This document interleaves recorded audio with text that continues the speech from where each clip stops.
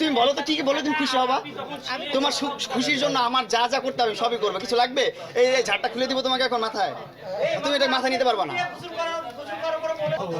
না একটা বিষয়, হ্যাঁ ওর সাথে তো আর আমি আর ওই আগের রিলেশনে ব্যাক করি নাই। এখন বিষয় হচ্ছে যে আমাদের যে মামলা মোকদ্দমা ছিল সেটা নিয়ে ওর লাইফটাও ডিফিকাল্ট হয়ে গেছে, আমার লাইফটাও ডিফিকাল্ট হয়েছে, এটা সমাধান বলিনি কিন্তু আমার লাইফ ডিফিকাল্ট হয়েছে। তোমার কাছে মজাই লাগতেছিল? হ্যাঁ আমার কাছে আমি বলি মামলাটা করার আরো একটা কারণ ছিল। আচ্ছা মামলা সংক্রান্ত কথা না বলি আমরা। হ্যাঁ কারণ ছিল যে অনেকে আছে যে ভয় পায় যে আমি আদালতে যাব, আমি পুলিশ স্টেশনে যাব, আমি হ্যাসেলের শিকার হব। স্পেশালি মেয়েরা অনেকভাবে অত্যাচারিত হয়, কিন্তু তাদের জন্য আমি এক্সাম্পল হয়ে থাকতে চেয়েছি যে আমি এই তুমি একজন জলজন্ত এক্সাম্পল যে ভালোবাসা ছাইরা গেলে ব্রেকআপ করলে তারে দর্শন মামলা দিতে হবে, তাই তো?